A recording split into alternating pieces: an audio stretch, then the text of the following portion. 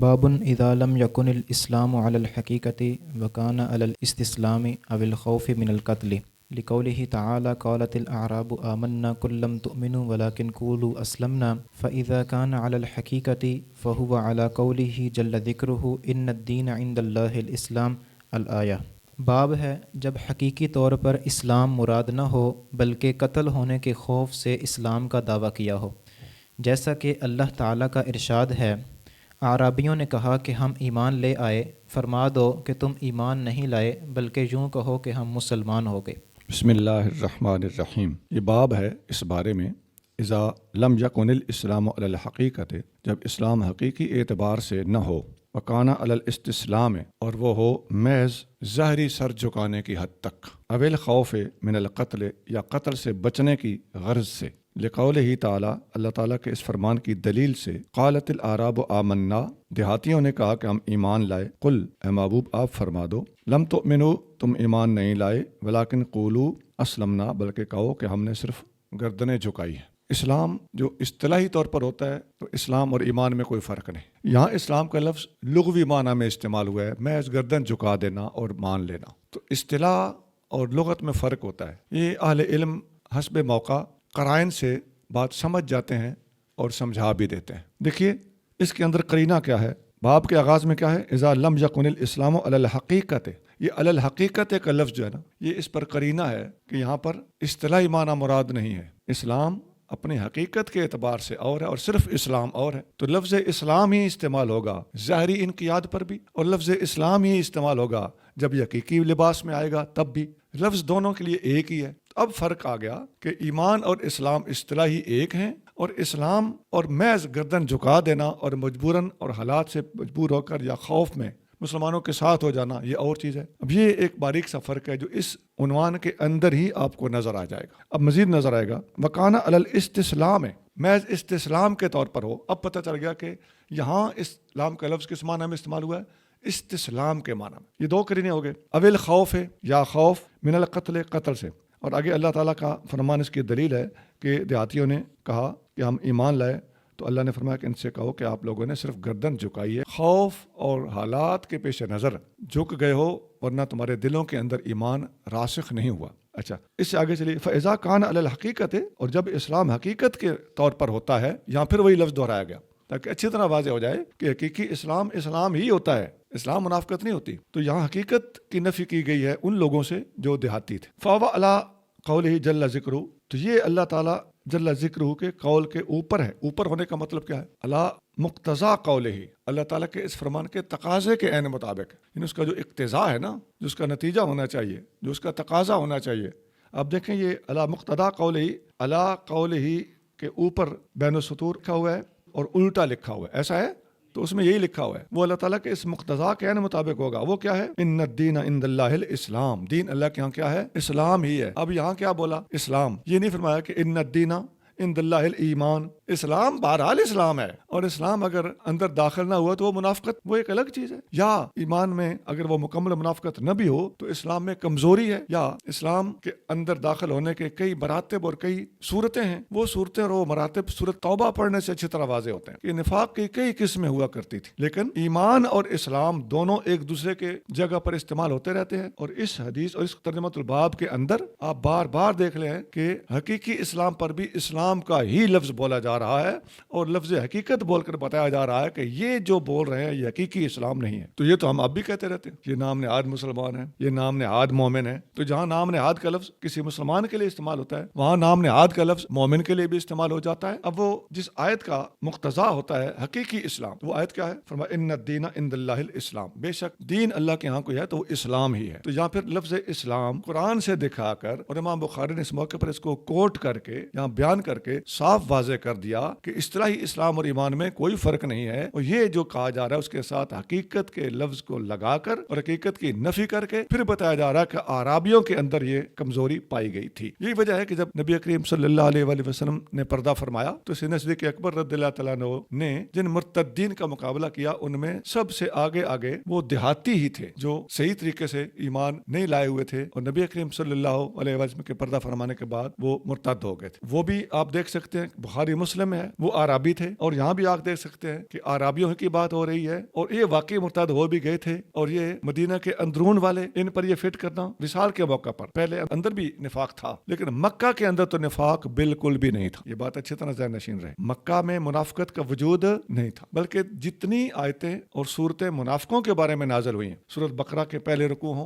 ابتدائی، یا سورۃ توبہ ہو، یا سورۃ منافقون ہو، یہ سب کی سب مدنی ہے، ان میں سے کوئی بھی مکی نہیں۔ پتہ چل گیا کہ مکہ سے ہجرت کر کے آنے والے تمام مہاجرین، اور ان میں ظاہر ہے چوٹی پہ چاروں خلفائے راشدین آتے ہیں، ان میں سے کوئی بھی منافق نہیں تھا اور نہیں ہو سکتا تھا، چونکہ منافق کے بس کا کام نہیں ہوتا کہ اپنا گھر بار، بال بچے، مال مویشی اور زمینیں چھوڑ کے ایک رزق پر کہ پتہ نہیں وہاں ہمیں کچھ مل جائے، اتنی بڑی دولت کو ضائع کرے، حتیٰ کہ اپنے اولاد اور بیویوں کو ضائع کر کے گھر سے چلے جائیں۔ یہ منافقوں کے بس کا کام نہیں ہے۔ یہ سارے قرائن اور دلائل ہیں، اور واضح دلائل ہیں، خاص طور سے یہ دلیل کہ کوئی بھی صورت منافقوں کے بارے میں یا کوئی بھی آیت منافقوں کے بارے میں اگر نازل ہوئی ہے تو وہ صرف مدنی ہے، ان میں سے ایک بھی مکی نہیں ہے۔ اور مدینہ کے اندر بھی زیادہ غلبہ جو منافقوں کا تھا وہ عبداللہ بن ابی اور اس کے ساتھی، وہ عبداللہ بن ابی مر گیا، اس کے جنازے کے موقع پر 1000 منافق مسلمان ہو گئے۔ کچھ منافقوں کو نبی کریم صلی اللہ علیہ وآلہ وسلم نے نام لے کر 36 بندوں کا نام لے کر مسجد سے نکال دیا۔ مسند احمد میں یہ حدیث موجود ہے۔ اب جو بچے کھچے تھے وہ کچھ بنو نذیر ہجرت کر گئے، وہاں سے ہجرت کا لفظ ان کے لیے تو مناسب نہیں ہے، بہرحال وہاں سے شفٹ ہو گئے۔ وہ بنو نذیر کا جن کا ذکر سورۃ حشر میں موجود ہے، وہ پورے کا پورا ٹولہ ہی، پورے کا پورا خاندان، قبیلہ، وہ سب کا سب مدینہ چھوڑ کے وہاں سے شفٹ ہو گیا۔ تو منافقوں تک کا تو یوں خاتمہ ہو گیا، لیکن جو تھوڑے بہت بچے کچے تھے وہ نبی کریم صلی اللہ علیہ وسلم کے زمانے کے بعد زکوٰۃ کا انکار کرنے کے بہانے سے مرتد ہوئے، اور صدیق اکبر نے ان کے خلاف جہاد کیا۔ اب نشاندہی ہو گئی کہ حضور صلی اللہ علیہ وسلم کے بعد وہ جو تھوڑے بہت منافق تھے وہ کہاں تھے، اور آج تک وہ کہاں ہے؟ زکوٰۃ کا انکار کرنے والوں کے پردے میں اس وقت بھی وہ چھپے ہوئے۔ اب سمجھ آ گئی ہوگی کہ حضور کے بعد وہ منافق کہاں چلے گئے تھے۔ میں نے پوری ترتیب بتا دی۔ سرغنہ مر گیا، 1000 اس دن مسلمان ہو گئے، کچھ کا نام لے کے مسجد سے نکال دیا گیا، بنو نذیر وہاں سے شفٹ ہو گئے، اور پیچھے کیا بچے؟ وہی آرابی، اور انہوں نے صدیق اکبر کے زمانے میں ارتداد اختیار کیا، اور ارتداد کی صورت کیا تھی؟ زکوٰۃ کا انکار، اور وہ آج بھی آپ دیکھ سکتے ہیں کہ ان کی باقیات باقی ہے۔ ایک کتاب ہے اہل سنت کے علاوہ کچھ لوگوں کی، اس کا نام ہے رجال کشی، اس کے 366 صفحے پہ ایک بات لکھی ہوئی ہے کہ نبی کریم صلی اللہ علیہ وسلم کے زمانے کے بعد وہ جو منافق رہ گئے تھے نا، وہ اس وقت تمام کے تمام اہل بیت کی محبت کا ڈھونگ اختیار کیے ہوئے۔ ان کی اپنی کتاب میں لکھا ہوا ہے، اہل بیت کی محبت کا بہانہ رچایا ہوا ہے۔ یہاں ترجمۃ الباب مکمل ہوا۔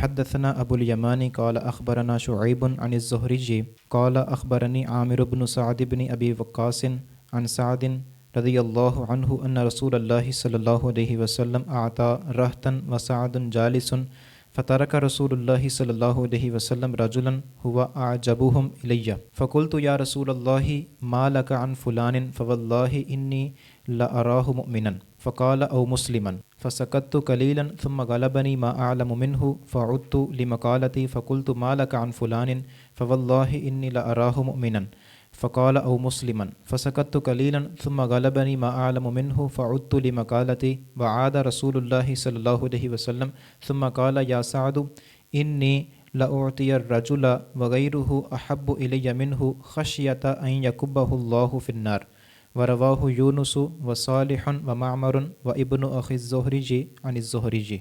حضرت عامر بن سعد بن ابی وقاص نے حضرت سعد رضی اللہ عنہ سے روایت کی ہے کہ رسول اللہ صلی اللہ علیہ وسلم نے ایک جماعت کو مال عطا فرمایا اور حضرت سعد بیٹھے ہوئے تھے، پس رسول اللہ صلی اللہ علیہ وسلم نے ایک آدمی کو چھوڑ دیا اور وہ مجھے ان میں سب سے پسند تھا۔ میں عرض گزار ہوا کہ یا رسول اللہ فلاں کے متعلق کیا بات ہے؟ خدا کی قسم میری نظر میں تو وہ مومن ہے۔ فرمایا یا مسلمان۔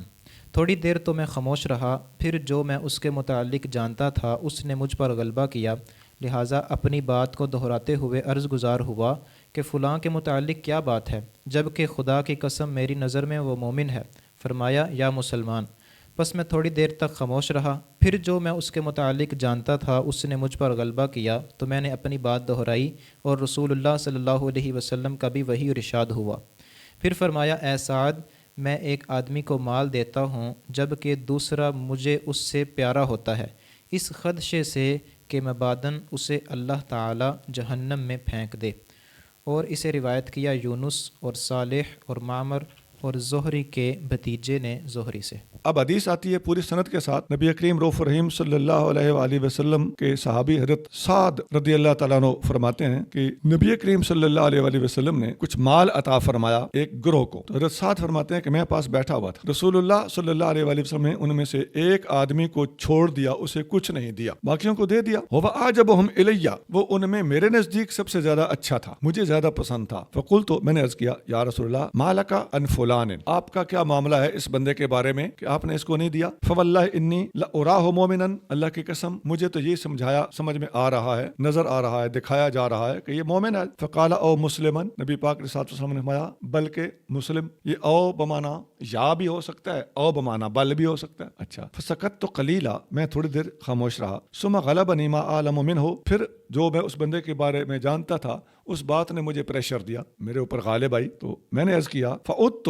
لمقالتی فقلت ما لک عن فلان، میں نے اپنی بات کو دہرایا اور وہی بات عرض کی، فواللہ انی لأراه مؤمنا فقال او مسلما، آپ نے بھی پھر وہی جواب دیا، فسکت قلیلا ثم غلبنی ما اعلم منہ فعدت لمقالتی وعاد رسول اللہ صلی اللہ علیہ وسلم، یہاں تک بات سمجھ آ گئی، وہی بات دہرائی گئی، وہی بات جواب ملا۔ ثم قال، پھر آپ صلی اللہ علیہ وآلہ وسلم نے فرمایا یا سعد، اے سعد، انی لأوتی الرجل، میں دیتا ہوں کسی آدمی کو، عطا کرتا ہوں کسی آدمی کو۔ اب یہاں تک آپ نے جو بات سنی تھی نا، اس سے تو آپ کو یہ محسوس ہوا ہوگا کہ شاید وہ آدمی اندر سے مومن نہیں تھا، ایسا ہی بظاہر یہ لگ رہا ہے، نہیں، یہ تو آقا علیہ الصلوۃ والسلام نے ایک قاعدہ سمجھایا تھا کہ ایسا بھی ہوتا ہے بعض اوقات۔ اب یہاں بات برعکس ہو چلی ہے اور معاملہ واضح ہو رہا ہے۔ فرمایا اے سعد، میں کسی آدمی کو دیتا ہوں وغیرہ احب الیہ، جس کو دے رہا ہوں اس کے علاوہ دوسرا آدمی مجھے بھی زیادہ پیارا ہوتا ہے بعض اوقات۔ اب وہ بندہ جو جس کو نہیں دیا تھا، پہلے اس کے مومن کے بجائے مسلم ہونے کا اندیشہ، یہ امکان محسوس ہو رہا تھا، اب آقا علیہ الصلوۃ والسلام کی بات سے واضح ہو گیا کہ وہ تو آقا علیہ الصلوۃ والسلام ایک اصول بتا رہے تھے، یہاں واضح ہو گیا کہ بعض اوقات ایسا ہوتا ہے کہ میں کسی کو دیتا ہوں، جسے نہیں دیتا وہ مجھے زیادہ پیارا ہوتا ہے۔ یہاں احبو کے سامنے حاشیے میں کیا لکھا ہوا جی؟ پٹی میں آجبو، خشیتا ان یکبہ اللہ فی النار، اس اندیشے کے پیش نظر میں اپنے زیادہ پیارے کو محروم رکھ دیتا ہوں اور جو تھوڑا پیارا ہوتا ہے اسے دے دیتا ہوں کہ کہیں اللہ اس کو جہنم میں اوندھا نہ ڈال دے، منہ کے بل جہنم میں نہ پھینک دے۔ وہ کیسے؟ مطلب اس کے دل میں کھٹکا جائے گا، کوئی وسوسہ جائے گا، کوئی اعتراض جائے گا، یا یہ کہیں بول پڑے گا تو اللہ کے رسول کے بارے میں ایسی بدگمانی تو کفر ہے۔ تو آقا فرماتے ہیں کہ میں جس بندے کے بارے میں مجھے یقین ہوتا ہے کہ اپنا اور پکا اور تسلی بخش آدمی ہے، میں اسے نہیں دیتا اور دوسرے کا دل رکھنے کے لیے میں اس کو دے دیتا ہوں، محض جس کو دیا ہے اس کا ایمان بچانے کے لیے۔ اس کو رواہ یونس، پہلے سند بیان ہو چکی ہے، تو یہاں فرمایا کہ اسے یونس اور صالح اور معمر نے ابن اخی زہری ان زہری، ان چار بندوں نے زہری سے روایت کیا۔ ابن اخی زہری، زہری کے بھتیجے، اچھا اوپر لکھا ہوا ہے، کیا لکھا ہوا ہے؟ جو ہوا محمد ابن عبداللہ ابن مسلم، اب یہ زہری کے بھتیجے کا نام ہے۔ اس کے بارے میں کتابوں میں آتا ہے کہ یہ بحیثیت راوی ضعیف ہیں، ٹھیک۔ اب یہاں سے کوئی کہہ سکتا ہے کہ بخاری میں ضعیف حدیثیں بھی آئی ہوئی ہیں، وہ تو اس کی 5 سندیں بیان کر رہے ہیں، سمجھ آئی نا بات کی؟ ایک سند آپ نے پڑھ لی، دوسری یونس، صالح، معمر، ابن اخی زہری، تو ابن اخی زہری جو ہیں وہ اگر ضعیف ہیں تو باقی تو تگڑے ہیں۔ تو اتنی سی بات پہ بخاری شریف کے خلاف ٹانگ اڑانا، یہ آپ اندازہ لگا لیں کہ بخاری کے مخالفین کی اوقات کتنی ہے۔ ایک بات میں واضح کر دوں کہ یہ ابن اخی زہری جو ہے نا، زہری کے بھتیجے، ان کے بارے میں قیلا ضعیف کہا گیا ہے کہ ضعیف ہے، تو قیلا خود کمزور ہوتا ہے، تو یہ بھی یقین نہیں ہے کہ وہ ضعیف ہیں، لہذا یہ حدیث مکمل طور پر صحیح ہے، کسی قسم کا کوئی ضعف کا شائبہ بھی نہیں ہے۔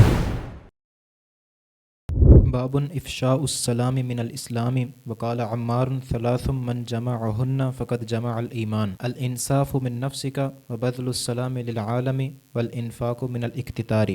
سلام کو پھیلانا اسلام کا ایک حصہ ہے، اور حضرت عمار نے فرمایا کہ جس نے 3 چیزوں کو جمع کر لیا اس نے ایمان کو جمع کر لیا: اپنی جان کے مقابلے میں انصاف کرنا، سلام کو دنیا میں پھیلانا اور افلاس کے اندر خرچ کرنا۔ یہ باب ہے سلام کو پھیلانے کا۔ افشاء السلام من الاسلام، سلام پھیلانا بھی اسلام کا حصہ ہے، السلام علیکم کہنا۔ اور حضرت عمار نے فرمایا کہ 3 چیزیں ایسی ہیں، من جمعہن، جس نے ان تینوں کو جمع کر لیا، فقط جمع الایمان، اس نے ایمان کو جمع کر لیا، یعنی مکمل ایمان والا بن گیا۔ نمبر 1، الانصاف من نفسک، تیرا اپنی جان کا بھی نقصان ہو رہا ہو تو انصاف سے پھر بھی کام لو۔ وبذل السلام للعالم، اور ساری دنیا میں اسلام کو پھیلانا۔ للعالم کے نیچے کیا لکھا ہوا ہے؟ اے لکل الناس، تمام لوگوں تک۔ والانفاق من اقتار، اور اللہ کی راہ میں خرچ کرنا غربت کے باوجود۔ یہ ایمان کے مکمل قوائف ان کو قرار دیا گیا ہے۔ اس میں سے جو مقصودی بات ہے وہ باب کے اندر جو بیان ہوئی تھی افشاء السلام، تو اس کے ساتھ تعلق رکھنے والا یہ اثر بیان کیا گیا ہے کہ یہ حضرت عمار رضی اللہ تعالیٰ عنہ کے قول کے مطابق یہ 3 چیزیں جب انسان میں ہوں تو وہ مکمل طور پر ایمان والا ہو جاتا ہے۔ یہ بھی آپ کو پتہ ہونا چاہیے کہ یہ جو حسر ہوتا ہے اس قسم کا وہ بعض اوقات کسی موقع کی مناسبت سے ہوتا ہے، اور جہاں جس چیز کی کمزوری اور کمی دیکھی جا رہی ہوتی ہے اس کے پیش نظر وہاں پر کسی کی اصلاح کرنے کے لیے، خاص ضرب لگانے کے لیے ان چیزوں کا حسر بیان کر دیا جاتا ہے۔ یہ حسر حقیقی نہیں ہوتا۔ حدثنا قتيبة قال حدثنا الليث عن يزيد بن أبي حبيب عن أبي الخير عن عبد الله بن عمرو أن رجلا سأل رسول الله صلى الله عليه وسلم أي الإسلام خير قال تطعم الطعام وتقرأ السلام على من عرفت ومن لم تعرف۔ حضرت ابو الخیر نے حضرت عبداللہ بن عمر رضی اللہ عنہما سے روایت کی ہے کہ ایک آدمی نے رسول اللہ صلی اللہ علیہ وسلم سے سوال کیا کہ کون سا اسلام بہتر ہے؟ فرمایا کہ تم کھانا کھلاؤ اور سلام کرو خواہ اسے جانتے ہو یا نہ جانتے ہو۔ عبداللہ بن عمر رضی اللہ تعالیٰ عنہ نے روایت کیا کہ ایک آدمی نے رسول کریم صلی اللہ علیہ وآلہ وسلم سے روایت کیا کہ کون سا اسلام سب سے بہتر ہے۔ اس کا مطلب یہ ہے کہ مسلمان کے لیے کون کون سی چیزیں ہیں جو ضروری ہیں اور بہترین مسلمان کون ہے۔ تو قالا، آپ نے فرمایا، تطعم الطعام وتقرأ السلام علی من عرفت ومن لم تعرف، کہ لوگوں کو کھانا کھلاؤ اور سلام کہو ہر اس شخص کو جسے تم جانتے ہو اور یا نہیں جانتے۔ اس کی ایک وضاحت پہلے گزر چکی ہے۔ باب کفران العشیر و کفر دون کفر فیہ عن ابی سعید عن النبی صلی اللہ علیہ وسلم۔ خاوند کی ناشکری اور یہ کہ ایک کفر دوسرے سے کم تر ہے، اس کے متعلق حضرت ابو سعید کی مرفوع حدیث ہے۔ عرض کی گئی کہ کیا اللہ کے ساتھ کفر کرتی ہیں؟ فرمایا خاوند کی ناشکری کرتی ہیں اور احسان کا انکار کر دیتی ہیں۔ اگر تم کسی کے ساتھ عمر بھر بھی نیکیاں کرو، پھر تم سے ایک تکلیف پہنچ جائے تو کہہ دے گی کہ میں نے آپ سے کبھی کوئی بھلائی دیکھی ہی نہیں۔ یہ باب ہے کفران العشیر۔ عشیر سے یا مراد شوہر ہے، شوہر کی ناشکری، و کفر دون کفر، اور کفر سے نیچے کفر۔ کفر اصطلاحی طور پر تو ایمان کے نہ ہونے کو کہتے ہیں، اور اس کفر سے نیچے بھی ایک کفر ہے۔ یہ کفر کون سا ہے؟ یہ شکران نعمت کی نفی ہے، کفران نعمت مراد۔ تو مراد یہ ہوئی کہ حقیقی کفر سے نیچے بھی کفر کی ایک قسم ہوتی ہے جس سے بندہ کافر تو نہیں ہوتا لیکن ناشکرا ہو جاتا ہے۔ فی ہے ان ابی سعید، اس بارے میں فی ہے کہ آپ سائڈ پہ دیکھیں کیا لکھا گیا، فی ہے ابو سعید، ان ابی سعید کی بجائے فی ہے ابو سعید کی روایت بھی موجود۔ ان ابی سعید، اس میں ابو سعید خدری سے ایک روایت منقول ہے، ان نبی صلی اللہ علیہ وآلہ وسلم، جو انہوں نے نبی کریم صلی اللہ علیہ وسلم سے روایت کی ہے۔ اچھا، آگے حدیث بیان کرتے ہیں، وہ یہ حدیث نہیں ہے جو ترجمۃ الباب میں ابو سعید سے اس کی طرف امام بخاری نے اشارہ کر دیا، وہ حدیث جہاں پر بیان نہیں کی، وہ حاشیے میں موجود ہے۔ حدثنا عبد الله بن مسلمة عن مالك عن زيد بن أسلم عن عطاء بن يسار عن ابن عباس قال قال النبي صلى الله عليه وسلم أريد النار فإذا أكثر أهلها النساء يكفرن قيل أيكفرن بالله قال يكفرن العشير ويكفرن الإحسان لو أحسنت إلى إحداهن الدهر ثم رأت منك شيئا قالت ما رأيت منك خيرا قط۔ حضرت عطا بن یسار نے حضرت ابن عباس رضی اللہ عنہما سے روایت کی ہے کہ نبی کریم صلی اللہ علیہ وسلم نے فرمایا مجھے دوزخ دکھائی گئی تو اس میں زیادہ تر عورتیں تھیں کیونکہ وہ کفر کرتی ہیں۔ کہ عبداللہ بن عباس رضی اللہ تعالیٰ عنہ فرماتے ہیں کہ نبی کریم رؤوف الرحیم صلی اللہ علیہ وسلم نے فرمایا اریت النار، مجھے جہنم دکھائی گئی، فیضا اکثر اہلہا النساء، اس کے اندر جہنم والوں کی اکثریت عورتیں تھیں۔ یہ بڑا فرق ہے، عورتوں کی اکثریت جہنمی ہے ایسا نہیں ہے، جہنم والوں میں اکثریت عورتوں کی ہے ایسا ہے۔ ان دو باتوں میں فرق۔ یکفرنا، یہ کفر کرتی ہیں۔ یہ کفر کون سا ہے؟ آگے وضاحت ہو رہی ہے،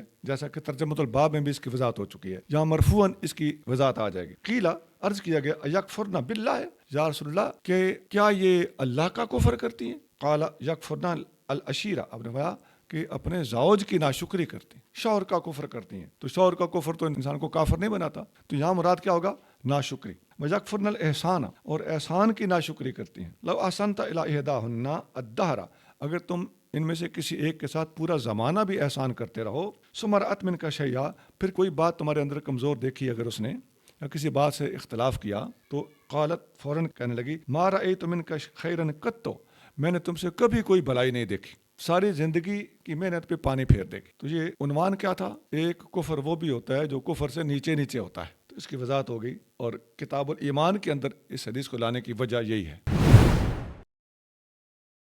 باب المعاصی من امر الجاہلیت ولا یکفر صاحبها بارتکابها الا بالشرک لقول النبی صلی اللہ علیہ وسلم انک امرؤ فیک جاہلیت وقول اللہ تعالی ان اللہ لا یغفر ان یشرک به ویغفر ما دون ذلک لمن یشاء۔ گناہ جاہلیت کے کام ہیں اور شرک کے سوا ان کے مرتکب کو کافر نہ کہا جائے۔ جیسے نبی کریم صلی اللہ علیہ وسلم کا ارشاد ہے تم ایسے آدمی ہو جس میں جاہلیت موجود ہے، اور اللہ تعالیٰ کا ارشاد ہے بے شک اللہ نہیں بخشے گا کہ اس کے ساتھ شرک کیا جائے اور اس کے سوا جس کو چاہے بخش دے گا۔ باب کا نام ہے جی المعاصی من امر الجاہلیت، گناہ جہالت کے زمانے کی چیزیں ہیں۔ ولا یکفر صاحبها بارتکابها الا بالشرک، گناہ کا مرتکب، گناہ سرزد کرنے والا کافر قرار نہیں دیا جائے گا جب تک وہ شرک نہ کرے۔ لقول نبی صلی اللہ علیہ وآلہ وسلم، نبی کریم صلی اللہ علیہ وسلم کے اس ارشاد کی دلیل سے، یعنی یہ دلیل ہے آقا کا ارشاد، انک امرؤ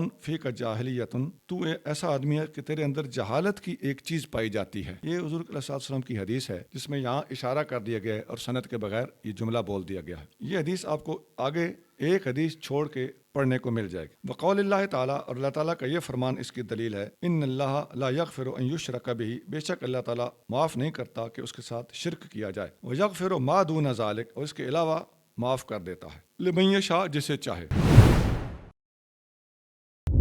حدثنا سلیمان بن حرب قال حدثنا شعبة عن واصل بن الأحدب عن المعرور قال لقيت أبا ذر بالربذة وعليه حلة وعلى غلامه حلة فسألته عن ذلك فقال إني ساببت رجلا فعيرته بأمه فقال للنبي صلى الله عليه وسلم يا أبا ذر أعيرته بأمه إنك امرؤ فيك جاهلية إخوانكم خولكم جعلهم الله تحت أيديكم فمن كان أخوه تحت يده فليطعمه مما يأكل وليلبسه مما يلبس ولا تكلفوهم ما يغلبهم فإن كلفتموهم فأعينوهم۔ حضرت معرور کا بیان ہے کہ ربضہ کے مقام پر میری ملاقات حضرت ابو ذر رضی اللہ عنہ سے ہوئی، جبکہ ان پر اور ان کے غلام پر ایک جیسی پوشاک تھی۔ میں نے اس کی وجہ پوچھی تو فرمایا میں نے ایک آدمی کو گالی دی اور اس کو ماں کا طعنہ دیا، پس نبی پاک صلی اللہ علیہ وسلم نے فرمایا اے ابو ذر، تم اس کو اس کی ماں کا طعنہ دیتے ہو، تمہارے اندر جاہلیت کا اثر باقی ہے، تمہارے غلام بھی تمہارے بھائی ہیں جنہیں اللہ نے تمہارے ماتحت کیا ہے، پس جو تم کھاتے ہو وہی انہیں کھلاؤ اور جو تم پہنتے ہو وہی انہیں پہناؤ، اور انہیں ایسے کام کی تکلیف نہ دو جو ان پر غالب آ جائے، اور اگر تکلیف دو تو خود بھی ان کی مدد کرو۔ یہ حدیث پوری سند کے ساتھ حضرت ابو ذر غفاری رضی اللہ تعالیٰ عنہ سے روایت کی گئی ہے۔ آپ فرماتے ہیں کہ میں ربدہ کے مقام پر تھا اور میرے اوپر ایک چادر تھی، اسی طرح کی چادر میں نے اپنے غلام کو بھی اوڑھائی ہوئی تھی۔ تو حضرت معرور کہتے ہیں کہ میں نے ابو ذر غفاری سے پوچھا کہ یہ آقا اور غلام ایک جیسے لباس میں بات کیا ہے؟ تو انہوں نے جواب دیا انی ساببت رجلا فعیرتہ بامہ، میں نے ایک دفعہ ایک آدمی کو برا بھلا کہا تو میں نے اس کو اس کی ماں کا طعنہ دیا، عیرتہ، آر دلائی۔ اس آدمی کی والدہ حبشی تھیں، تو حبشیوں کا رنگ دوسرے عربوں سے مختلف ہوتا ہے اور ہوتا تھا، تو انہوں نے اس کو کالی کا بیٹا کہا۔ نبی کریم صلی اللہ علیہ وآلہ وسلم نے فرمایا یا ابا ذر اعیرتہ بامہ، کیا تو نے اس کو اس کی ماں کا طعنہ دیا ہے؟ انک امرؤ، آپ ایسے آدمی ہو، فیک جاہلیت، تیرے اندر جاہلیت کی ایک بات ہے، یعنی یہ بات جاہلانہ زمانے میں ہوا کرتی تھی، اب یہ باتیں دین اسلام کے زمانے اور علم و روشنی کے زمانے کے بعد نہیں ہونی چاہیے۔ اب آقا علیہ الصلوۃ والسلام اپنے غلاموں کو کچھ بھی کہہ سکتے ہیں، وہ ایک الگ بات ہے، ہماری تو یہ مجال نہیں ہوتی۔ آپ نے فرمایا اخوانکم خولکم، یہ تمہارے خادم تمہارے بھائی ہیں۔ تمہارے خادم کیا ہیں؟ تمہارے، اس سے پتہ چلتا ہے وہ آدمی ابو ذر غفاری کا خادم تھا، غلام تھا۔ فرمایا یہ تمہارے بھائی ہیں، جعلہم اللہ تحت ایدیکم، اللہ نے انہیں تمہارے ماتحت کیا ہے، تمہارے ہاتھوں کے تحت کیا ہے۔ یہ بڑے خوبصورت الفاظ ہیں، دیکھیے ایسے الفاظ آپ کو حدیثوں میں ملیں گے۔ آقا کو بتایا جا رہا ہے کہ تیرے غلام اللہ نے تیرے ہاتھ میں دیے۔ بعض حدیثوں میں آتا ہے یہ تمہارے جانور جو بے زبان ہے نا، یہ اللہ نے تمہارے ہاتھ میں دیے۔ بعض حدیثوں میں آتا ہے یہ جو تمہاری بیویاں ہیں نا، یہ اللہ نے تمہارے ماتحت کی۔ عزیزو، نبی کریم صلی اللہ علیہ وآلہ وسلم کی تعلیمات یہاں پر چمکارے دیتی ہوئی نظر آتی ہیں۔ یہ رحمت و شفقت کے انداز ہیں جو نبی کریم صلی اللہ علیہ وسلم ہر موڑ پہ اختیار فرمائے۔ فمن کان اخوہ تحت یدہ، جس کا بھائی اس کے ہاتھ کے نیچے ہو، فلیطعمہ مما یاکل، اس کو وہی کھلائے جس سے وہ خود کھاتا ہے، اسے وہی پہنائے جس سے وہ خود پہنتا ہے۔ ولا تکلفوہم، اور انہیں ایسی تکلیف نہ دو۔ تکلیف سے مراد ایسا کام لینا، بھائی یہ پہاڑ کھودو، یہ 10 من کا پتھر اٹھاؤ، یہ 8 گھنٹے کی بجائے 12 گھنٹے ڈیوٹی دو، یہ اوور ٹائم لگاؤ، یہ ساری اسی چیز کے تحت آنے والی چیزیں۔ ان کو وہ تکلیف نہ دو، وہ ذمہ داری انہیں نہ سونپو جو ان کے بس میں نہ۔ ولا تکلفہم ما یغلبہم، جو انہیں مغلوب کر کے رکھ دے ایسی تکلیف ان کو نہ دو۔ فإن کلفتموہم، اگر ان پر کوئی بوجھ ایسا ڈالنا ہی ہو، فأعینوہم، تو ان کی مدد کرو، ساتھ خود بھی کام کرنے لگ جاؤ۔ چودھری صاحب نہ بن کے بیٹھو، یہ میری شان نہیں ہے، ایسا نہ کرو۔ یا اور ایک طریقہ ہے، امام نووی نے لکھا ہے کہ اعینوہم کا معنی کیا ہے؟ مراد لکھتے ہیں کہ بنفسہ ہی اور بغیرہ، یا خود بندہ ساتھ لگ جائے یا نہیں تو ایک اور غلام اس کے ساتھ لگا دے، یعنی مزید مزدور بھرتی کر لو۔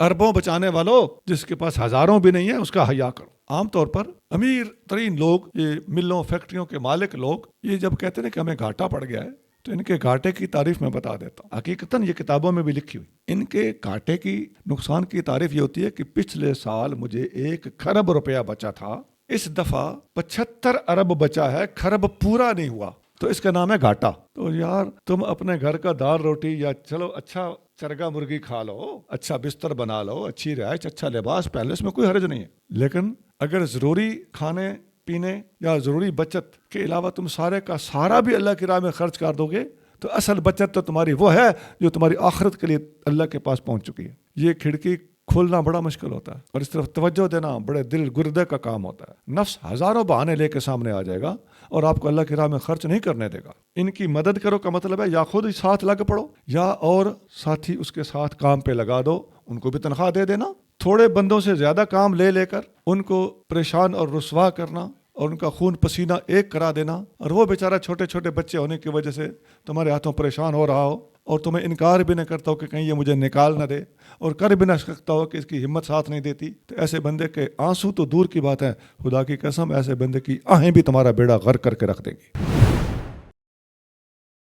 وَإِن طَائِفَتَانِ مِنَ الْمُؤْمِنِينَ اقْتَتَلُوا فَأَصْلِحُوا بَيْنَهُمَا فَسَمَّاهُمُ الْمُؤْمِنِينَ۔ وَإِن طَائِفَتَانِ مِنَ الْمُؤْمِنِينَ، اور اگر 2 گروہ مومنوں کے اقتتلوا آپس میں لڑ پڑیں، فَأَصْلِحُوا بَيْنَهُمَا، تو ان کے درمیان صلح کرا دو۔ اب یہ جو آیت ہے نا کہ مومنوں کے 2 گروہ آپس میں لڑ پڑیں، تو لڑنا اور اس کے باوجود مومن ہونا، یہاں کیا فرمایا؟ فَسَمَّاهُمُ الْمُؤْمِنِينَ، ان سب کو اللہ تعالیٰ نے اس آیت میں مومن قرار دیا ہے۔ آپس میں جنگ کر رہے ہیں لیکن ایمان کی نفی نہیں ہوئی۔ اب یہ آپ آیت بھی پڑھ لیں اور بخاری شریف بھی دیکھ لیں، اور یہ فَسَمَّاهُمُ الْمُؤْمِنِينَ یہ آج کے لوگ نہیں کہہ رہے، بلکہ یہ صدیوں سے اور نبی کریم صلی اللہ علیہ وسلم کے زمانے کے فوراً بعد سے یہ چیز چلی آ رہی ہے، بلکہ حضور کے زمانے میں بھی یہ چیز تھی کہ کبھی ایک دوسرے کو وہ کافر نہیں کہتے تھے۔ حدثنا عبد الرحمن بن المبارك قال حدثنا حماد بن زيد قال حدثنا أيوب ويونس عن الحسن عن الأحنف بن قيس قال ذهبت لأنصر هذا الرجل فلقيني أبو بكرة فقال أين تريد؟ قلت أنصر هذا الرجل قال ارجع فإني سمعت رسول الله صلى الله عليه وسلم يقول إذا التقى المسلمان بسيفهما فالقاتل والمقتول في النار فقلت يا رسول الله هذا القاتل فما بال المقتول؟ قال انه كان حريصا على قتل صاحبه۔ حضرت احنف بن قیس نے فرمایا کہ میں اس شخص یعنی حضرت علی کی مدد کے ارادے سے گیا تو مجھے حضرت ابو بکرہ رضی اللہ عنہ مل گئے۔ فرمایا کہاں کا ارادہ ہے؟ میں نے کہا کہ اس شخص کی مدد کا۔ فرمایا لوٹ جاؤ، کیونکہ میں نے رسول اللہ صلی اللہ علیہ وسلم کو فرماتے ہوئے سنا ہے کہ جو 2 مسلمان اپنی تلواروں کے ساتھ ملیں تو قاتل اور مقتول دونوں جہنم میں ہیں۔ میں عرض گزار ہوا کہ یا رسول اللہ، قاتل کے متعلق تو درست، لیکن مقتول کیوں؟ فرمایا کہ وہ بھی اپنے حریف کو قتل کرنے کا تمنائی ہے۔ احنف بن قیس رضی اللہ تعالیٰ عنہ دوڑے جا رہے تھے کہ میں سید علی مرتضیٰ رضی اللہ تعالیٰ عنہ کی مدد کروں۔ اب جنگ میں صحابی ادھر بھی ہیں، صحابی ادھر بھی ہیں، تو ان کی ہمدردی تھی سیدنا علی المرتضیٰ رضی اللہ تعالیٰ عنہ کے ساتھ، یا ان کی تحقیق میں ان کا ساتھ دینا بنتا تھا، تو یہ دوڑے جا رہے تھے۔ راستے میں حضرت ابو بکرہ رضی اللہ تعالیٰ عنہ، یہ بھی صحابی ہیں، یہ ان کو ملے تو انہوں نے کہا کہاں دوڑے جا رہے ہو؟ انہوں نے جواب دیا انصر ھذا الرجل، میں اس مرد خدا کی مدد کرنے جا رہا۔ تو انہوں نے فرمایا ارجع، واپس چلا جا، فإنی سمعت رسول اللہ صلی اللہ علیہ وسلم یقول، میں نے رسول اللہ صلی اللہ علیہ وسلم کو فرماتے ہوئے سنا، اذا التقى المسلمان بسیفیہما فالقاتل والمقتول فی النار، جب 2 مسلمان تلواریں لے کر آمنے سامنے آ جائیں تو قاتل اور مقتول دونوں جہنمی۔ یہ میں نے حضور سے سنا ہے، لہذا واپس چلے جاؤ۔ قل، تو پھر میں نے عرض کیا، ابو بکرہ کہتے ہیں، حضرت ابو بکرہ کہتے ہیں، میں نے آقا سے عرض کیا یا رسول اللہ یہ قاتل جو ہے یہ تو سمجھ میں آتا ہے کہ جہنمی ہوگا، لیکن مقتول کا کیا قصور ہے؟ فما بال المقتول، مقتول کا معاملہ کیا ہوا؟ تو قال، آپ کریم صلی اللہ علیہ وسلم نے ارشاد فرمایا، انہ کان حریصا علی قتل صاحبہ، وہ بھی تو اپنے بھائی کے قتل کے لیے حریص تھا۔ اب یہ حدیث بخاری میں آپ پڑھ رہے ہیں نا، یہ مسلم شریف میں بھی ہے۔ اب آپ کو سمجھ آ جانی چاہیے کہ یہ جو صحابہ کرام کے باہمی معاملات ہیں، ان کے بارے میں صحیح اور محتاط رویہ الحمدللہ اہل سنت کا ہے۔ ہم دونوں کو برا نہیں کہتے کہ ان کا آپس کا کوئی معاملہ تھا۔ اچھا، اب سوال یہ جاتا ہے کہ کیا خدا نخواستہ کو دونوں جہنمی ہیں؟ اس کا جواب کیا ہے؟ اس کا جواب یہ ہے کہ جہنم میں نہیں جائیں گے۔ اس کی وجہ کیا ہے؟ اس کے لیے اور دلائل ہیں۔ اس کے لیے کیا ہے؟ اور دلائل ہیں۔ یہ میں نے آپ سے اس لیے بلوایا ہے کہ ایمان والے تمام دلائل کو سامنے رکھ کے کنکلوڈ کرتے ہیں، رزلٹ نکالتے ہیں۔ بھائی ان کے جہنم میں جانے میں رکاوٹ وہ حدیث ہے جس میں نبی کریم صلی اللہ علیہ وآلہ وسلم نے فرمایا، لا تمس النار مسلما رآنی، وہ مسلمان کبھی جہنم میں نہیں جا سکتا جس نے مجھے دیکھ لیا ہو۔ یہ حضور کے چہرے انور کی برکت ہے کہ آپس میں ان کی 100 لڑائیاں ہوئی ہوں، اس کے باوجود یہ بھی جنتی ہیں، یہ بھی جنتی۔ اب حضرت عمار بن یاسر والی بات سمجھ آ گئی؟ یدعونک الی النار وتدعوہم الی الجنہ، جہنم میں صحابی بھی نہیں جا سکتا۔ ارے یار، صحابی تو دور کی بات ہے، تابی بھی نہیں جا سکتا۔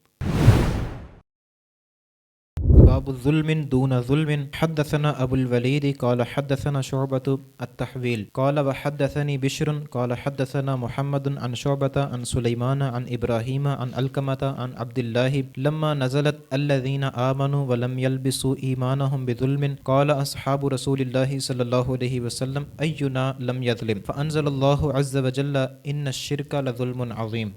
ایک ظلم دوسرے سے کم ہے۔ حضرت عبداللہ بن مسعود رضی اللہ عنہ سے روایت ہے کہ جب یہ وحی نازل ہوئی کہ جو ایمان لائے اور انہوں نے اپنے ایمانوں کو ظلم سے نہ ملایا، تو رسول اللہ صلی اللہ علیہ وسلم کے اصحاب نے کہا، ہم میں سے کون ہے جو ظلم نہیں کرتا؟ پس اللہ تعالیٰ نے یہ وحی نازل فرمائی، بے شک شرک بہت بڑا ظلم ہے۔ اس سے پہلے ایک باب گزرا ہے، کفر دون کفر، کفر سے نیچے نیچے بھی ایک کفر ہوتا ہے۔ تو یہاں بھی دو معنی مراد ہو سکتے ہیں، ظلم سے نیچے نیچے بھی ایک ظلم ہوتا ہے۔ تو اصل اور بڑا ظلم کیا ہے؟ شرک۔ اور اس سے نیچے نیچے ظلم کون سے ہوتے ہیں؟ گناہ کرنا، خواہ ان کی کوئی بھی قسم ہو، وہ بھی ظلم کی ایک قسم ہے۔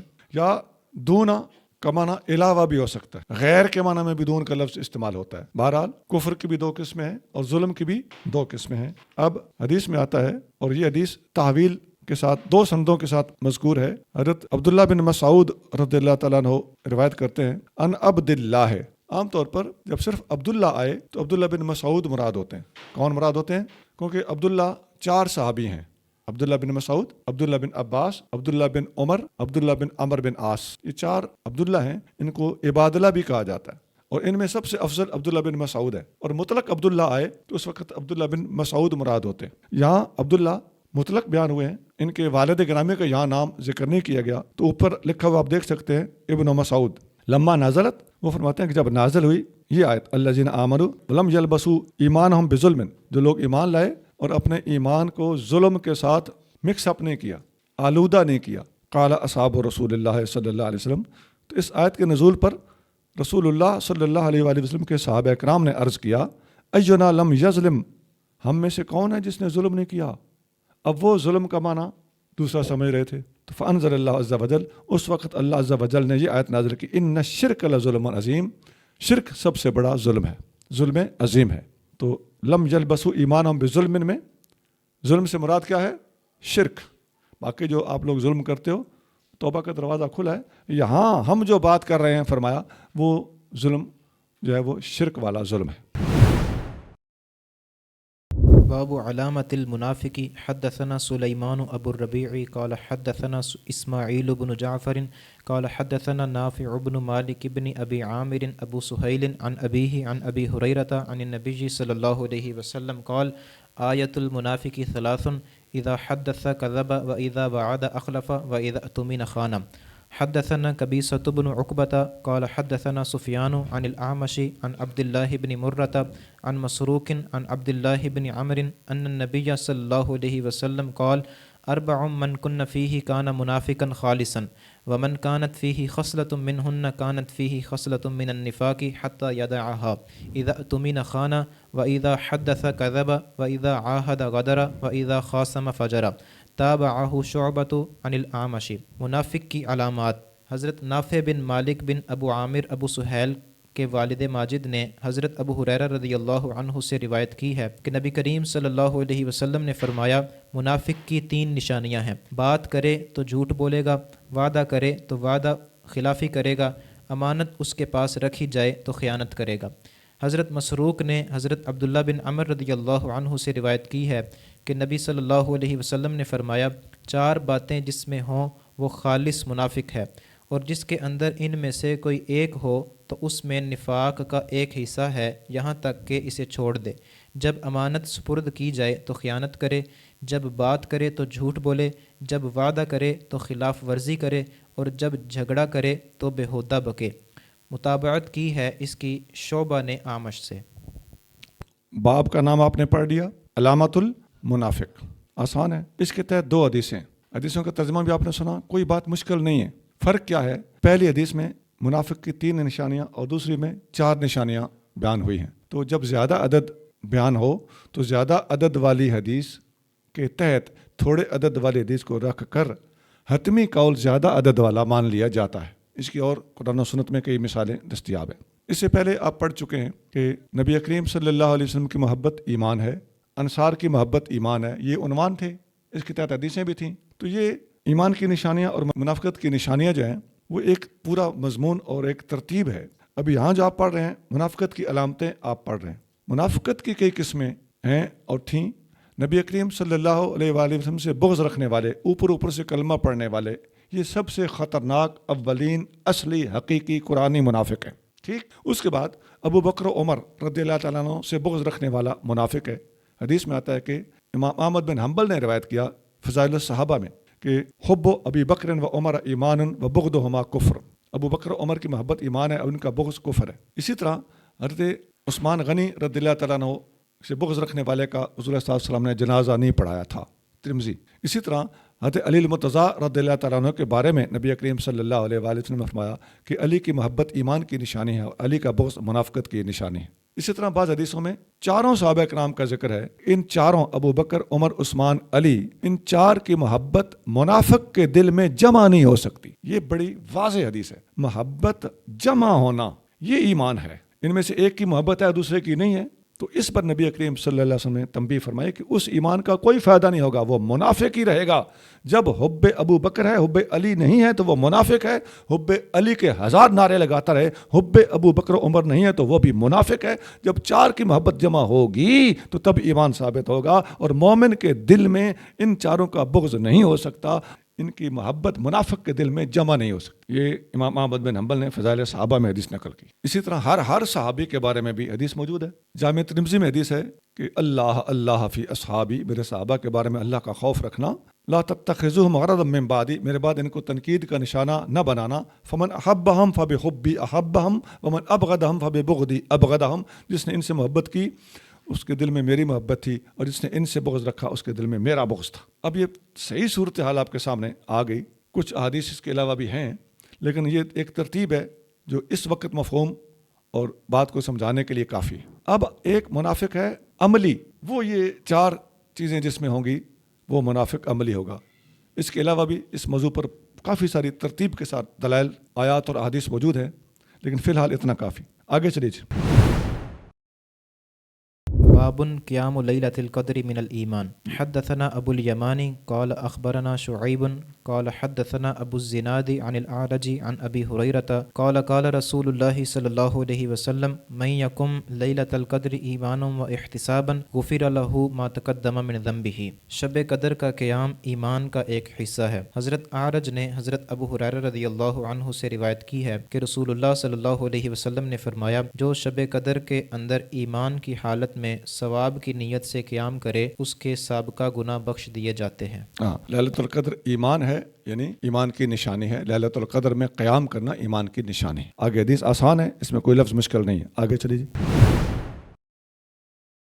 باب الجهاد من الإيمان. حدثنا حرمي بن حفص قال حدثنا عبد الواحد قال حدثنا عمارة قال حدثنا أبو زرعة بن عمرو بن جرير قال سمعت أبا هريرة عن النبي صلى الله عليه وسلم قال انتدب الله عز وجل لمن خرج في سبيله لا يخرجه إلا إيمان بي أو تصديق برسولي أن أرجعه بما نال من أجر أو غنيمة أو أدخله الجنة ولولا أن أشك على أمتي ما قعدت خلف سرية ولا وددت أني أقتل في سبيل الله ثم أحيا ثم أقتل ثم أحيا ثم أقتل. جہاد ایمان کا ایک حصہ ہے. حضرت ابو ہریرہ رضی اللہ عنہ سے روایت ہے، نبی کریم صلی اللہ علیہ وسلم نے فرمایا، اللہ تعالیٰ نے ذمہ لیا ہے اس شخص کا جو اس کی راہ میں نکلے اور نہ نکالے اسے مگر مجھ پر ایمان رکھنا یا میرے رسول کی تصدیق کرنا، تو اسے حاصل کردہ اجر یا غنیمت کے ساتھ واپس بھیجوں یا جنت میں داخل کر دوں. اگر میری امت پر گرا نہ گزرتا تو میں مجاہدوں کے کسی دستے میں شامل ہونے سے نہ رکتا، کیونکہ میں پسند کرتا ہوں کہ اللہ کی راہ میں شہید کر دیا جاؤں، پھر مجھے زندہ کیا جائے، پھر شہید کر دیا جاؤں، پھر زندہ کیا جائے، پھر شہید کر دیا جاؤں. باب ہے الجہاد من الایمان. جہاد ایمان کا حصہ ہے اور یہ ایمان کی نشانی ہے. حضرت ابو ہریرہ رضی اللہ تعالیٰ عنہ نبی کریم رؤوف رحیم صلی اللہ علیہ وآلہ وسلم سے روایت کرتے ہیں کہ قالا انتدب اللہ عز وجل. انتدب اس کا معنی ہے تکفل، اللہ نے ذمہ لے لیا اس آدمی کا. کس چیز کا؟ کیسا ذمہ؟ لمن خرج فی سبیلہ، جو اللہ کی راہ میں نکلے گا، لا یخرجہ الا ایمان بی اور تصدیق برسولی، وہ نکلا ہو تو صرف اس لیے نکلا اور کسی چیز نے اس کو نہ نکالا ہو سوائے میرے اوپر ایمان لانے اور میرے رسولوں کی تصدیق کے جذبے، کسی اور چیز نے اس کو اللہ کی راہ میں نہ نکالا ہو، میں نے اس کا ذمہ لیا ہے. تکفل وہ کیا؟ ان ارجعہ بما نالا، تو اس کو میں واپس لاؤں گا بدلے اس چیز کے جو اس کو وہاں پر تکلیف ہوئی، دکھ ہوا. اس کے بدلے میں کیا ملے گا؟ من اجرن، یا تو آخرت کا اجر،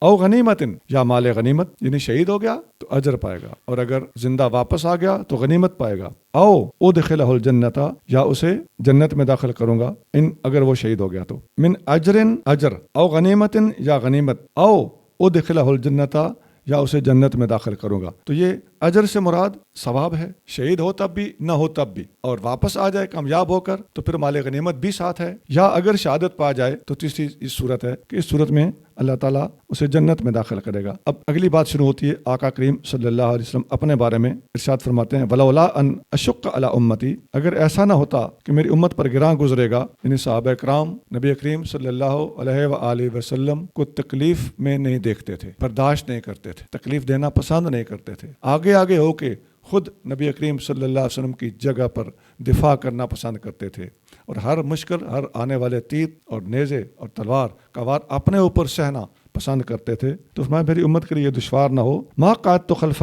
سریۃ، میں کسی بھی سریہ میں پیچھے نہ بیٹھتا. جن سریہ جات میں حضور صلی اللہ علیہ وسلم خود نہیں جاتے تھے تو آپ پیچھے رہ جاتے تھے، صرف غزوات میں آپ نے شرکت فرمائی ہے. تو میں فرماتے ہیں کہ ان سریہ جات میں بھی میں ضرور شامل ہوتا، پیچھے نہ رہتا. لوددت انی اقتل فی سبیل اللہ، میری یہ خواہش ہے کہ میں شہید کیا جاؤں اللہ کی راہ میں، ثم احیا، پھر زندہ کیا جاؤں، ثم اقتل، ثم احیا، ثم اقتل. باب تطوع قیام رمضان من الایمان. حدثنا اسماعیل قال حدثني مالک عن ابن شہاب عن حمید بن عبد الرحمن عن ابی ہریرہ ان رسول اللہ صلی اللہ علیہ وسلم قال من قام رمضان ایمانا و احتسابا غفر له ما تقدم من ذنبه. رمضان کا نفلی قیام بھی ایمان کا ایک حصہ ہے. حضرت حمید بن عبد الرحمن نے حضرت ابو ہریرہ رضی اللہ عنہ سے روایت کی ہے، رسول اللہ صلی اللہ علیہ وسلم نے فرمایا، جس نے رمضان کے اندر ایمان کی حالت میں ثواب کی نیت سے قیام کیا، اس کے سابقہ گناہ بخش دیے جاتے ہیں. معروف حدیث ہے، اور پہلے والے ابواب کی طرح الجہاد من الایمان، یہاں فرمایا تطوع قیام رمضان من الایمان. تو حدیث مرفوعاً جو بیان ہوئی ہے وہ یہ ہے کہ جس نے رمضان میں قیام کیا ایمان کی حالت میں اور ثواب حاصل کرنے کی غرض سے، احتساباً، تو غفر لہ ما تقدم من ذنبہ، جو اس کے اگلے گناہ ہیں وہ معاف ہو جائیں گے. باب صوم رمضان احتسابا من الایمان. حدثنا ابن سلام قال اخبرنا محمد بن فضیل قال حدثنا يحيى بن سعید عن ابی سلمة عن ابی ہریرہ قال قال رسول اللہ صلی اللہ علیہ وسلم من صام رمضان ایمانا و احتسابا غفر له ما تقدم من ذنبہ. ثواب کی نیت سے رمضان کے روزے رکھنا ایمان کا ایک حصہ ہے. حضرت ابو سلمہ نے حضرت ابو ہریرہ رضی اللہ عنہ سے روایت کی ہے، رسول اللہ صلی اللہ علیہ وسلم نے فرمایا جس نے رمضان کے روزے رکھے ایمان کی حالت میں ثواب کی نیت سے تو اس کے سابقہ گناہ بخش دیے جاتے ہیں۔ جی، پچھلی حدیث میں عنوان کیا تھا، باب کیا تھا؟ قیام رمضان ایمان کا حصہ ہے۔ اب اس دوسری حدیث میں باب کیا ہے؟ یہاں باب ہے صوم رمضان ایمان کا حصہ ہے۔ ٹھیک، پہلے قیام تھا، اب صوم ہے۔ اور حدیث کے لفظوں میں بھی یہی فرق ہے۔ پہلی حدیث وہاں کیا تھی؟ من قاما، ٹھیک، اور یہاں کیا ہے؟ من صاما۔ بس یہ فرق آپ سمجھے گئے تو امام بخاری کی عظمت آپ کو سمجھ آتی چلی جائے گی۔ ایک ایک لفظ کے فرق سے امام بخاری باب الگ باندھ رہے ہیں، حدیث کا ایک لفظ میں فرق ہے، اس فرق کو لا رہے ہیں۔ یہ ہے تکرار کی اصل وجہ۔ جو لوگ محض چیخنے چلانے کے عادی ہیں وہ کہتے ہیں بخاری سے میں تکرار بہت زیادہ ہے۔ اندھے اگر تو غور کرے اور جہالت کی اینک اتار کر علم کی آنکھ سے دیکھے تو میں بخاری کے ایک ایک لفظ کے اندر علم کے چشمے پھوٹتے ہوئے نظر آئیں گے۔ آگے جی، باب الدین یسر قال النبی صلی اللہ علیہ وسلم احب الدین الی اللہ الحنیفیۃ السمحۃ۔ حدثنا عبد السلام بن طاہر قال حدثنا عمر بن علی عن معن بن محمد الغفاری عن سعید بن ابی سعید المقبوری عن ابی ہریرہ عن النبی صلی اللہ علیہ وسلم قال ان الدین یسر ولن یشاد الدین احد الا غلبہ فسددوا وقاربوا وابشروا وَاسْتَعِینُوا بِالْغَدْوَةِ وَالرَّوْحَةِ وَشَیْءٍ مِّنَ الدُّلْجَةِ۔ دین آسان ہے۔ نبی صلی اللہ علیہ وسلم نے فرمایا کہ اللہ تعالیٰ کو سیدھا اور معتدل دین زیادہ پسند ہے۔ حضرت سعید بن ابو سعید مقبوری نے حضرت ابو ہریرہ رضی اللہ عنہ سے روایت کی ہے کہ نبی صلی اللہ علیہ وسلم نے فرمایا بے شک دین آسان ہے اور جو اسے مشکل بنائے گا تو اس پر غالب آ جائے گا، بس تم سیدھے رہو اور بشارت قبول کرو، نیز صبح و شام کی عبادت اور صدقہ و خیرات سے مدد حاصل کرو۔ باب ہے جی الدین یسر، دین آسانی والا ہے۔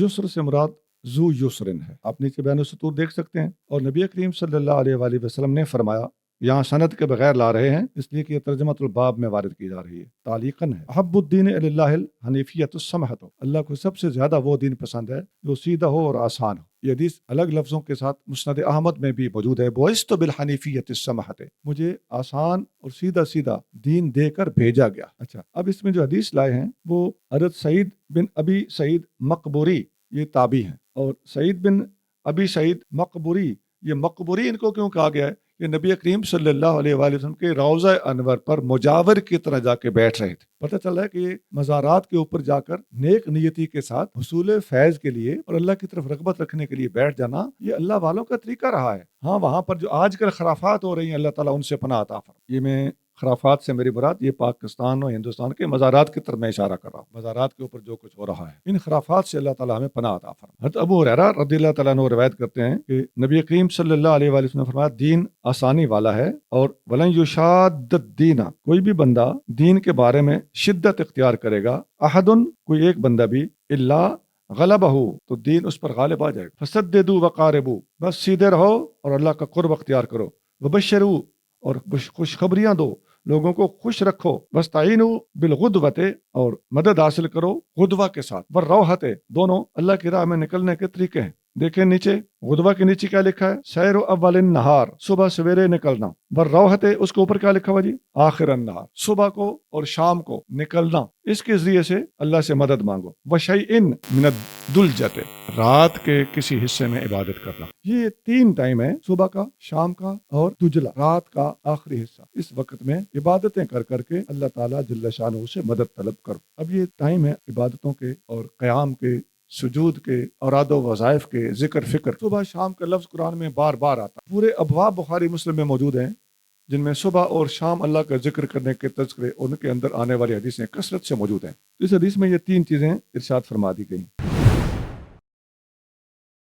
باب الصلاة من الإيمان وقول الله تعالى وما كان الله ليضيع إيمانكم يعني صلاتكم عند البيت۔ حدثنا عمرو بن خالد قال حدثنا زهير قال حدثنا أبو إسحاق عن البراء أن النبي صلى الله عليه وسلم كان أول ما قدم المدينة نزل على أجداده أو قال أخواله من الأنصار، وأنه صلى قبل بيت المقدس 16 شهرا أو 17 شهرا، وكان يعجبه أن تكون قبلته قبل البيت، وأنه صلى أول صلاة صلاها صلاة العصر، وصلى معه قوم قوم فخرج رجل ممن صلى معه فمر على أهل مسجد وهم راكعون فقال أشهد بالله لقد صليت مع رسول الله صلى الله عليه وسلم قبل مكة فداروا كما هم قبل البيت وكانت اليهود قد أعجبهم إذ كانوا يصلي قبل بيت المقدس وأهل الكتاب فلما ولى وجهه قبل البيت أنكروا ذلك. قال زهير حدثنا أبو إسحاق عن البراء في حديثه هذا أنه مات على القبلة قبل أن تحول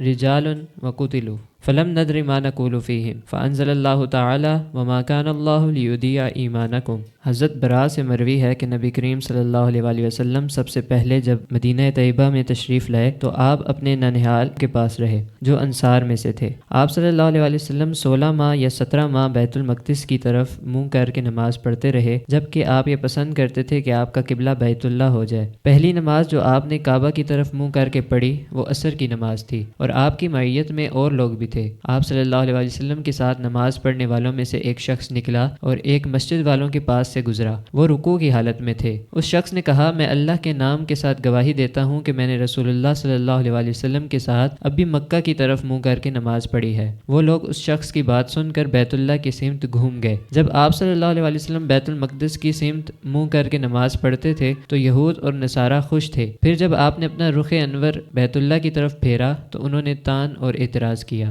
زہیر فرماتے ہیں ابو اسحاق نے ہمیں حضرت برا سے روایت کر کے بتایا کہ تحویل قبلہ سے پہلے بہت سے لوگ فوت ہو گئے تھے اور شہید ہو چکے تھے. بس ہم کچھ نہیں جانتے تھے کہ ان کے بارے میں ہم کیا کہیں, ان کی نمازوں کا کیا ہوگا. اس پر اللہ تعالیٰ نے یہ آیت نازل فرمائی نہیں ہے اللہ تعالیٰ کی یہ شان کہ وہ تمہارے ایمان یعنی نماز کو ضائع کر دے. یہ باب ہے الصلاۃ من الایمان. نماز بھی ایمان کی نشانی ہے. بقول اللہ تعالیٰ, اللہ تعالیٰ کا یہ فرمانا کہ اللہ تعالیٰ ایسا نہیں ہے کہ تمہارے ایمانوں کو ضائع کرے. یہاں ایمان سے مراد یعنی صلاتکم تمہاری نمازوں کو ضائع کرے عند البیت بیت المقدس کے قریب, یعنی جو بیت المقدس کی طرف منہ کر کے آپ لوگوں نے 16-17 مہینے تک نمازیں پڑھی تھیں ان نمازوں کو اللہ ضائع کر دے, ایسا نہیں ہے. وہ اپنی جگہ پہ مقبول ہیں. اب قبلہ تبدیل ہو گیا ہے, اب کے بعد ادھر منہ کر کے نماز پڑھنا منع ہے. جو اس وقت ہو چکا وہ اللہ کے حکم کے مطابق تھا, وہ درست ہے. یہاں ذرا ٹھہر جائیے. بہت ساری چیزیں ایسی ہیں جو پہلے ناجائز تھیں بعد میں جائز ہوئیں. ٹھیک بھائی, پہلے شراب جائز تھی, ایسا ہے, یہ بخاری سے حدیث سے ثابت ہے. ٹھیک, اور پھر حرام ہوئی, یہ بھی بخاری سے ثابت ہے. ٹھیک, تو جس کسی نے بھی پہلے شراب پی تھی, شراب پی ہو, شراب پی کے کسی کی ڈاچیاں, اللہ کے پیارے کی ڈاچیاں خواہ مار ڈالی ہوں, آڑ ڈالی ہوں, خواہ کسی نے بھی کوئی بھی ہو شراب کی حالت میں کوئی کام کر لیا ہو, جب اس وقت شراب حلال تھی تو اس وقت کے کیے ہوئے کام کے اوپر کیچڑ اچھالنا یا باتیں بنانا یا اس کے اوپر اختلافات کھڑے کرنا, یہ صرف جاہل ہی نہیں بلکہ شریر ترین لوگوں کا کام ہو سکتا ہے. اور یہ آپ دیکھ سکتے ہیں کہ آپ کے اندر, آپ کے معاشرے میں پائے جانے والے کون سے ایسے ناسور ہیں جو اس قسم کی باتوں کو ایشو بناتے ہیں. اسی طرح کئی صحابہ کرام ہیں جن نے مسلمان ہونے سے پہلے اسلام کو بڑے بڑے نقصان پہنچائے. کوئی خالد بن ولید جتنا نقصان کسی نے پہنچایا ہوگا, لیکن بعد میں کیا ہوا, اتنا فائدہ بھی کسی نے پہنچایا ہوگا. میں مجموعی بات کر رہا ہوں, ایک ایک کی کاؤنٹنگ کی بات نہیں کر رہا. لیکن جب ایمان آیا تو پہلی باتیں ساری کی ساری واش. ایسا ہے کہ نہیں؟ یہ ہے انسان والا, محقق والا, حضور کے سچے مخلص غلام والا طریقہ. اور اس کے برعکس جو بات کرے گا وہ محض ایک شرارتی آدمی ہے, وہ ملحد آدمی ہے, اسے اسلام سے دشمنی. اب یہاں بھی آئیے, پہلے والی باتیں اللہ نے کلیئر کیا کہ پہلے والی چیزیں وہ پہلے دور کے مطابق ٹھیک تھیں, اب والی باتیں اب کے دور کے مطابق ٹھیک ہیں, اور پہلے والے کاموں پر بعد والے کاموں کے مطابق گرفت نہیں کی جا سکتی. بھائی حضرت علی المرتضیٰ رضی اللہ تعالیٰ عنہ کا ایک خوبصورت ارشاد ہے. آپ فرماتے ہیں کہ جس نے مجھے ابو بکر و عمر سے افضل کہا میں اسے 80 کوڑے ماروں گا, لیکن اب سے پہلے جو کہہ چکے ہیں, چونکہ میں نے یہ سزا بتائی ہوئی نہیں تھی اس لیے اب سے پہلے جو کہہ چکا سو کہہ چکا, اسے سزا نہیں ملے گی. اب آئندہ جو کہے گا اسے سزا ملے گی.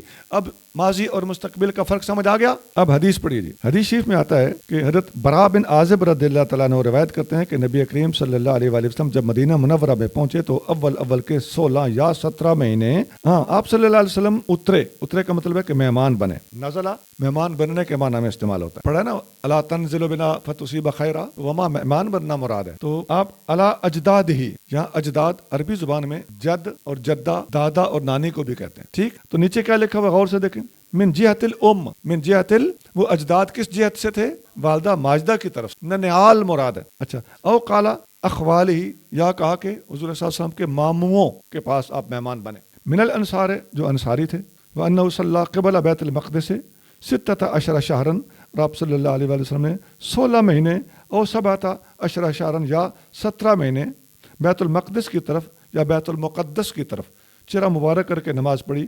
وکانہ یوجبہ، آپ کو پسند یہ تھا، ان تکون قبلتہ، کہ آپ صلی اللہ علیہ وآلہ وسلم کا قبلہ بن جائے قبل البیت، بیت اللہ کی طرف، خانہ کعبہ کی طرف۔ وانہ صلی اول صلاۃ صلاح صلاۃ العصر، آپ صلی اللہ علیہ وآلہ وسلم میں سب سے پہلی نماز جسے آپ نے ادا کیا وہ عصر کی نماز تھی۔ وصلی معہ، اور آپ کے ساتھ بھی نماز پڑھی قوم نے، یعنی آپ کے پیچھے کھڑے ہونے والے نمازیوں نے۔ فخرج رجل، آپ نے عصر کی نماز بیت المقدس کی بجائے کعبہ شریف کی طرف چہرہ انور کر کے جب پڑھی تو وہاں سے ایک آدمی نماز پڑھ کے نکلے، ایک صحابی، تو ان کا نام بھی نیچے دیا ہوا ہے، کیا ہے جی؟ عبادہ بن نہیک۔ ٹھیک، اب یہ دیکھیے، یہ حاشیہ لکھنے والوں کا کمال ہے کہ نہیں، دور جانے نہیں پڑا کہ وہ تھے کون، ادھر ہی انہوں نے آپ کا مسئلہ حل کر دیا۔ ممن صلی معہ، یہ ان لوگوں میں سے تھے جن نے آقا کریم صلی اللہ علیہ وسلم کے ساتھ نماز پڑھی تھی۔ فمر علی اہل مسجد، وہ ایک مسجد والوں کے پاس سے، یہ صحابی حضرت عباد رضی اللہ تعالیٰ ایک مسجد والوں کے پاس سے گزرے، وہ ہم راکعون، اور وہ رکوع میں تھے اور بیت المقدس کی طرف منہ کر کے نماز پڑھ رہے تھے۔ فقال اشہد باللہ، میں اللہ کا نام لے کر گواہی دیتا ہوں، اللہ کی قسم اٹھا کر گواہی دیتا ہوں، لقد صلیت مع رسول اللہ صلی اللہ علیہ وسلم قبل مکہ تھا، میں نے رسول اللہ صلی اللہ علیہ وسلم کو مکہ کی طرف چہرہ انور کر کے نماز پڑھتے ہوئے ابھی دیکھا ہے۔ فدارو کما ہم، وہ جیسے کیسے تھے نماز میں ادھر ہی گھوم گئے قبل البیت، بیت اللہ کی طرف، خانہ کعبہ کی طرف۔ وکانت الیہود، اور یہودیوں کا یہ طریقہ تھا کہ اعجبہم اذ کان یصلی قبل بیت المقدس، تو وہ جب بیت المقدس کی طرف آقا علیہ السلام چہرہ کر کے نماز پڑھتے تھے، اس وقت یہ بات یہودیوں کو بڑی پسند تھی کہ قبلہ تو ہمارا ہی ہے نا۔ وَأَهْلُ الْكِتَابِ، اور اہل کتاب کو بھی یہ بات بڑی پسند تھی۔ یہ یہود کے اوپر اہل الکتاب کا عطف ہے، نیچے لکھا ہوا نا عطف علی الیہود۔ اچھا، فلما ولا وجہہ، جب آپ نے اپنا چہرہ مبارک پھیر لیا قبل البیت، خانہ کعبہ کی طرف، انکروا ذالک، تو انہوں نے اس بات پر نخرے کیے، یہودیوں نے اعتراض کیے۔ یہاں ایک بات سمجھ میں آتی ہے اور علماء نے اس سے استدلال بھی کیا ہے، ایک صحابی نے جا کے بتایا تو سب کے سب ایک کی بات مان گئے، اس کا مطلب یہ ہوا کہ خبر واحد معتبر ہوتی ہے، خبر واحد، راوی اگر صادق ہے تو خبر واحد معتبر ہے۔ وقال زہیر، آگے ایک اور سند کے ساتھ حدیث میں ہے کہ فی حدیث، ان کی حدیث میں، ہاذا، اس حدیث کے اندر، انہ مات علی القبلۃ قبل ان تحول رجال، کہ اس حدیث میں یہ بھی ہے جو صحابہ کرام قبلہ بدلنے سے پہلے وفات پا گئے تھے یا وقتلوا، اور شہید کر دیے گئے تھے، فلم ندرے، ہمیں کچھ پتہ نہیں، ما نقول فیہم، ہم ان کے بارے میں کیا کہیں۔ یہ صحابہ کرام کا ایک سوال تھا، ایک سمجھنے والی چیز تھی۔ تو فانزل اللہ تعالیٰ، اللہ تعالیٰ نے اس وقت یہ آیت نازل کی، وما کان اللہ لیضیع ایمانکم، اللہ تعالیٰ تمہارے ایمان ضائع نہیں کرتا۔ یعنی اگر آپ نے پہلے نمازیں پڑھی ہیں یا جو نمازیں بھی پڑھی ہیں بیت المقدس کی طرف منہ کر کے، تو وہ نمازیں آپ کی ضائع نہیں گئیں، وہ ان کا مقبولیت اس زمانے کے اعتبار سے اور اس حکم کے اعتبار سے اپنی جگہ پہ، اور اب اس کے بعد خانہ کعبہ کی طرف منہ کر کے نماز پڑھنا اب آپ پر لاگو ہو چکا ہے، اس کے پہلے والی باتوں پر کوئی گرفت نہیں ہے۔ حسن اسلام المرء، باب انسان کے اسلام کے حسن کا بیان۔ قال مالک اخبرنی زید بن اسلم ان عطاء بن یسار اخبره ان ابا سعید الخدری اخبره انه سمع رسول الله صلی اللہ علیہ وسلم یقول اذا اسلم العبد فحسن اسلامه يكفر الله عنه كل سيئة كان زلفها وكان بعد ذلك القصاص الحسنة بعشر امثالها الى 700 ضعف والسيئة بمثلها الا ان يتجاوز الله عنها۔ حضرت ابو سعید خدری بتاتے ہیں کہ انہوں نے رسول اللہ صلی اللہ علیہ وسلم کو یہ فرماتے سنا کہ جب بندہ مسلمان ہوتا ہے اور ظاہر و باطن کے ساتھ اسلام میں داخل ہوتا ہے تو اللہ تعالیٰ اس کی گزشتہ ہر برائی کو مٹا دیتا ہے اور اس کے بعد بدلہ ہوتا ہے۔ ایک نیکی اس کی مثل 10 نیکیوں سے لے کر 700 گنا نیکیوں تک لکھی جاتی ہے، اور ایک برائی کے بدلے ایک برائی لکھی جاتی ہے، مگر یہ کہ اللہ تعالیٰ اس برائی سے تجاوز فرمائے۔ حدثنا اسحاق بن منصور قال حدثنا عبد الرزاق قال اخبرنا معمر عن حمام عن ابی ہریرہ قال قال رسول اللہ صلی اللہ علیہ وسلم اذا احسن احدکم اسلامہ فکل حسنۃ یعملها تکتب له بعشر امثالها الى 700 ضعف وکل سیئۃ یعملها تکتب له بمثلها۔ حضرت ابو ہریرہ رضی اللہ عنہ سے مروی ہے، فرماتے ہیں رسول اللہ صلی اللہ علیہ وآلہ وسلم نے فرمایا، جو تم میں سے اسلام میں اخلاص کے ساتھ داخل ہوتا ہے تو وہ جو نیکی کرتا ہے اس کے لیے اس کے بدلے اس کی مثل 10 نیکیوں سے لے کر 700 گنا نیکیوں تک لکھی جاتی ہے، اور جو وہ برائی کرتا ہے اس کے لیے اس کے بدلے اس جیسی ایک برائی لکھی جاتی ہے۔ یہ باب ہے حسن اسلام المرء، کسی آدمی کا اچھا اسلام کا حسن۔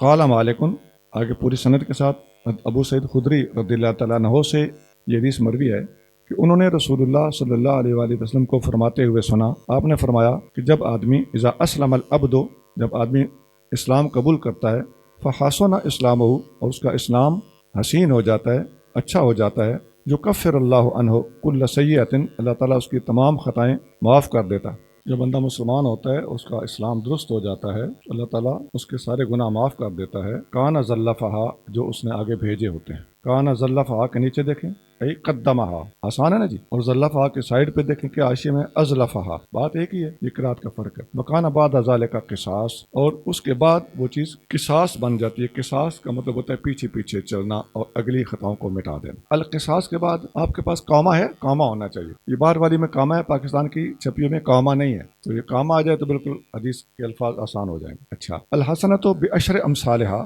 ایک نیکی کا بدلہ اس جیسی 10 یہ قصاص میں دی جائیں گے، الی 700 ضعف، 700 حصوں تک، 700 گنا تک۔ اچھا، بس سیئۃ بمثلہا، یہ السیئۃ کا عطف الحسنۃ کے اوپر ہے، الحسنۃ بھی مرفوع ہے تو یہاں السیئۃ بھی مرفوع ہوگا، یہ بھی اسی طرح ہے، الا ان یتجاوز اللہ عنہ، سوائے اس کے کہ اللہ تعالیٰ اس سے درگزر کر۔ اچھا، یہ باب کا نام تھا، اور آگے حدثنا کے ساتھ حدیث بیان ہوتی ہے۔ حضرت ابو ہریرہ رضی اللہ تعالیٰ عنہ نبی کریم رؤوف الرحیم صلی اللہ علیہ وسلم سے روایت کرتے ہیں کہ اذا احسن احدکم اسلامہ، جب تم میں سے کسی نے اپنا اسلام حسین بنا لیا اور اچھا مسلمان بن گیا، فکل حسنۃ یعملھا، جو بھی وہ نیکی کرتا ہے، عمل کرتا ہے نیک، تکتب لہ بعشر امثالھا، تو اس کے لیے اس کے 10 گنا لکھ دیے جاتے ہیں، 10 مثل لکھ دیے جاتے ہیں ایک کے بدلے میں، الی 700 ضعف، 700 گنا تک، وکل سیئۃ یعملھا تکتب لہ بمثلھا، اور ہر گناہ جو وہ کرتا ہے تو اس کو اس کے بدلے میں ایک ہی گناہ لکھا جاتا ہے۔ سبحان ربک رب العزت عما یصفون وسلام علی المرسلین